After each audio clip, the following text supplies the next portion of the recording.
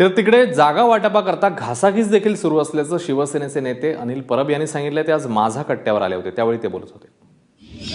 खेळ नाही आहे युतीचा खरं, परंतु या खेळामध्ये आकड्यांचा खेळ सुरू झालाय का? कारण आतापर्यंत पारदर्शकतेच्या मुद्द्यावर चर्चा होती. शेवटी भारताच्या घटनेमध्ये आकड्यालाच महत्व जास्त आहे. तो खेळ सुरू झालाय का? जोपर्यंत तो आकडा तुम्ही पार करत नाही तोपर्यंत तुम्ही सत्तेत बसत नाही, आणि सत्तेत बसायचं असेल तर तो आकडा पार करायला पाहिजे. तो आकडा पार करण्यासाठीच भाजपने 114 जागांची मागणी केली, म्हणजे 50-50% फॉर्म्युला भाजपने तुमच्या समोर ठेवलाय. निवडणुकांची बोलणी करणारे जे काही येतात ते निवडणुकीमध्ये आपल्या पदरात ह्या बोलणीमध्ये जास्तीत जास्त कसं पडेल याचा विचार करतात. त्यांनी ठेवलाय तर आता ते मागताना तर 50% जर जागा मागितल्या नाहीत तर देणारा 25% कसा देईल?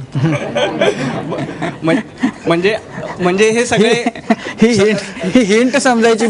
बीजेपीच्या लोकांनी हिंट समजली. मी तुम्ही 50% म्हणजे सर्वसाधारण भाजी जरी आपण घ्यायला गेलो तरी 10 रुपये जर सांगितले तर समोरची बाई म्हणते 5 रुपयात देतो का?